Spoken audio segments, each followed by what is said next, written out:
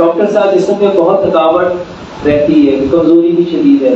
میرے محترم بھائیوں، تھکاوٹ کے لیے کوئی دوائی نہ کھاؤ، بلکہ ایک کام کرو، سلاد کھانے کی عادت بناؤ. سلاد کھانے کی عادت بناؤ. سلاد کھانے کی عادت بناؤ.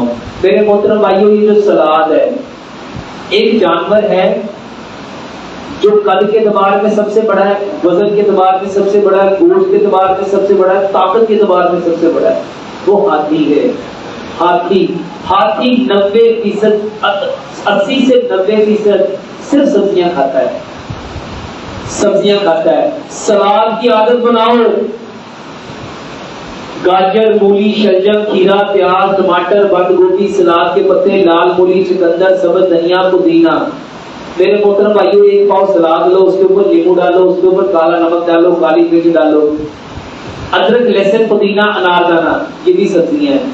اس کی چٹنی بناؤ، حسب ذائقہ سبز مرچ اور کالی مرچ ملاؤ.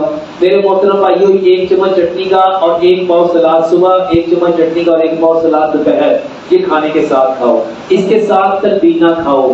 پیارے پیغمبر جناب محمد صلی اللہ علیہ وآلہ وسلم نے فرمایا تلبینہ 70 بیماریوں کی اس میں شفا ہے.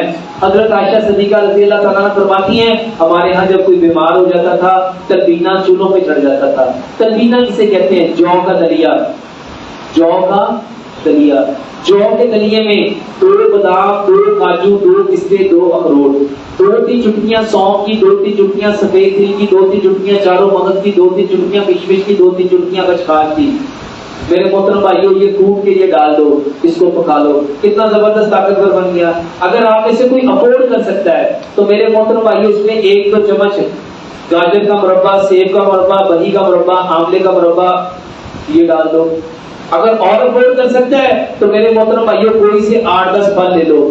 اس میں کیلا ہے، سیب ہے، امرود ہے، انار ہے، انگور ہے، پپیتا ہے، کھجور ہے، اس میں آلو بخارا ہے، قربانی ہے، لوگاٹ ہے. میرے محترم بھائیوں، ایک دانہ گرائنڈر میں ڈال کے اس کا جوس بنا لو. جو کا دلیا ٹھنڈا کر کے اس جوس کو اس کے اندر ملا دو، اس کو مکس کر کے ٹھنڈی جگہ پہ رکھ دو. میرے محترم بھائیوں، تھوڑا سا صبح کھاؤ، تھوڑا سا دوپہر کھاؤ، تھوڑا سا شام کھاؤ. یہ بہترین علاج ہے.